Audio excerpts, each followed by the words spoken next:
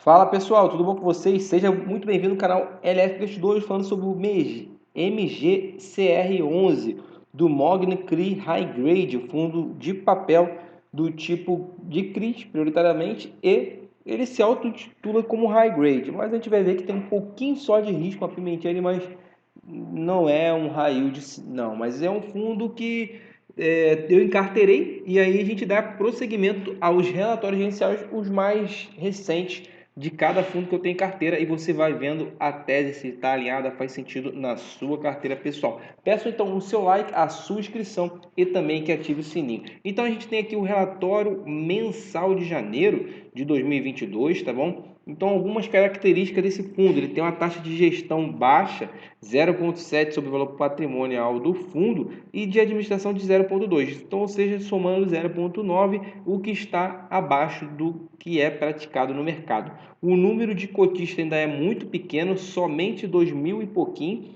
R$ 1 de dividendo por cota, aqueles fundos que é base 100, e o valor patrimonial da cota de R$ 95. A gente tem principais números: dividendo de R$ 1 por cota, 88% da carteira alocada já em ativos, ainda tem um pouquinho de caixa. São 3 emissões, um fundo ele é, de certa forma, recente, e a gente tem uma emissão aí de mais de 1 bilhão, na verdade, no valor do volume dessa emissão. A apresentação, ele fala aqui a apresentação e o panorama do mercado. Vou me ater mais aos números no relatório gerencial para não ser muito extenso, são 17 páginas, então só vou falar só o que é mais importante. Ele fala aqui performance de alocação: o fundo tiveram uma desvalorização no mês, a exposição de SAD, CCRF e CANIP contribuíram negativamente para a cota patrimonial do fundo, e a posição CANIP e SAD em especial devido à realização do lucro das posições e conversão em resultado distribuível. A posição do CCRF11 é extremamente ilíquida, portanto a marcação acaba não sendo representativa. Tá certo? Então eles venderam alguns milhões em SAD 11, RBRY 11, CANIP 11 e HGCR 11. No meu ver, vendas que não fazem muito sentido, principalmente do Canip principalmente do HGCR11, que tá rendendo bem, tá muito atrelado a Selic, vai pegar uma puxada de alta até o final do primeiro semestre. Então, assim, eu acho que para não fazer emissão abaixo do valor patrimonial, ele teve que vender. Essas vendas geraram um lucro de 23 centavos, que está falando aqui, mas é bem complicado. E a posição da carteira de FIIs, eu acho que ele fez isso também para ter uma estratégia que aí eu até concordo, de diminuir a exposição em FIIs, já que ele não é um FOF puro. E aí você tem uma diminuição de 16% na posição de FIIs. Isso aí sim eu acho bom. E atualmente o fundo está com 11% em caixa.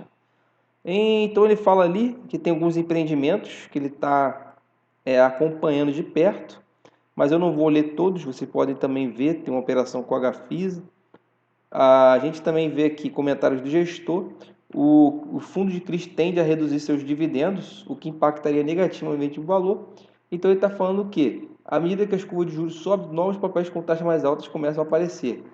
O caixa atual não compromete a capacidade de pagamento de dividendo do fundo e abre oportunidade para boas aquisições no futuro. O IPCA de janeiro, ele fala do IPCA de janeiro, e também ele fala perspectiva aí do seu adequar a carteira de um IPCA mais 7.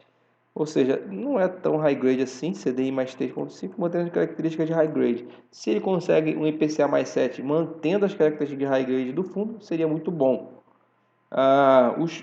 Não são tantos CRIs, tem essa carteira de CRIs que a gente vê aqui. A maior alocação no OBA Hortifruti, tá? Que é mais de 10% do fundo.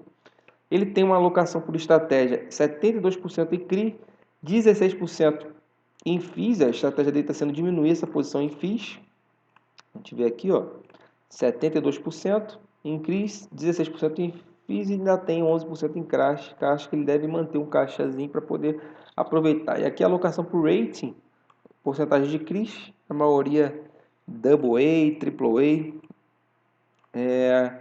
Alocação por segmento, bem diversificado e por indexador, a maioria IPCA e pouco CDI. Então vamos ver a média de indexador e maioria IPCA mais 6,38, que é uma boa média, mas aí com IPCA arrefecendo deve diminuir um pouco o impacto positivo no fundo. E CDI mais 2,88 e por anos a maioria está em IPCA, CDI está minoria na questão de duration. LTV por fast rates, a gente tem aqui. E o resultado por mês, a carteira de CRIs, ela teve quase o mesmo resultado do que a carteira de FIIs. Então você vê que esse R$1 que ele pagou não é tão recorrente assim, isso não me agrada muito, tá bom? Mas eu vou monitorar. Eu encarteirei esse fundo, mas tenho baixa exposição nele e estou monitorando. Se eu ver que não faz sentido, eu vendo posição sem problema nenhum. Porque a maioria dele aqui, se você for ver, esse resultado foi muito atrelado a resultado de fundo de crise, de FIIs. E esses fundos são bons que ele vendeu. Então, começa a morder aqui no resultado da carteira de CRIs, tá bom? Então, assim, a gente vê que teve outros ativos, 4%, e teve despesa 9% e de reserva de dividendos. Então, ele fez reserva ainda, isso é positivo. Como ele fez reserva, a gente pode ter uma segurança um pouco maior. Então, R$1 parece ser um valor que ele consegue praticar mesmo não vendendo CRIs. Porque ele teve uma reservazinha, ele deve, vamos dizer que se não contasse essa venda de FIIs, ele teria que, se não fizer reserva, um valor muito próximo a 80 centavos somente. Tá? Então a gente vê aqui no DRE que ele veio desde agosto de 2021, vem aumentado substancialmente o resultado de CRIs, só que ele deu uma diminuída agora nos 2 últimos meses, mas está bem próximo a 1 milhão. Então a gente vê que teve várias correções de monetária de CRIs, negociação e resultado de FIIs. Os FIIs vão ter aumentado muito.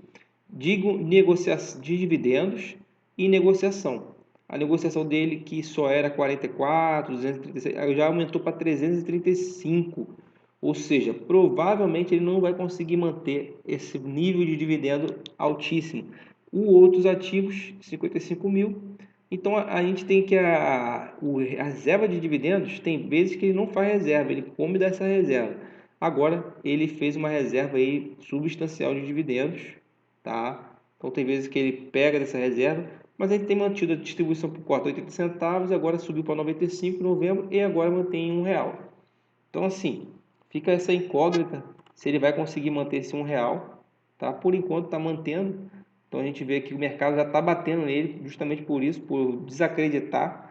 Então a gente vê que 1,17 foi o resultado por cota e ele distribuiu R$1.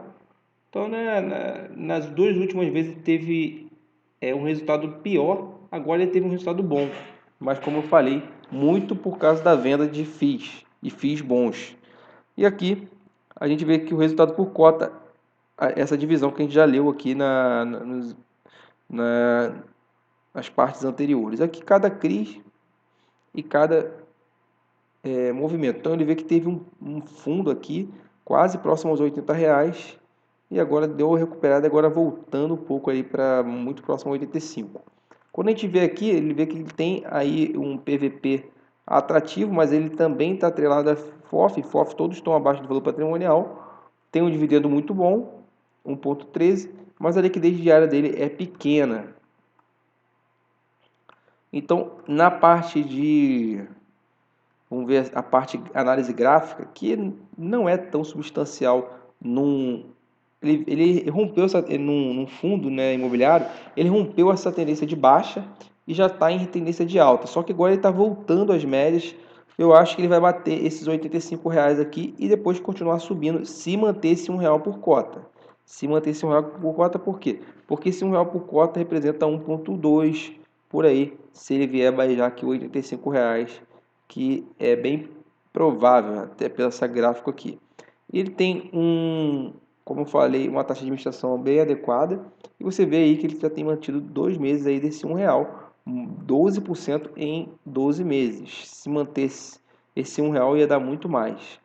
Mas aí eu acho que a cotação iria subir se ele continuar mantendo esse R$1 aqui por cota. O valor patrimonial dele descendo bem levemente. Então foi essa a minha análise. Estou com esse fundo aí na carteira. Vamos ver quais são os próximos movimentos. Falta um pouquinho de dados da carteira de fundos que ele tem. Não explicou nesse relatório gerencial, não sei porquê.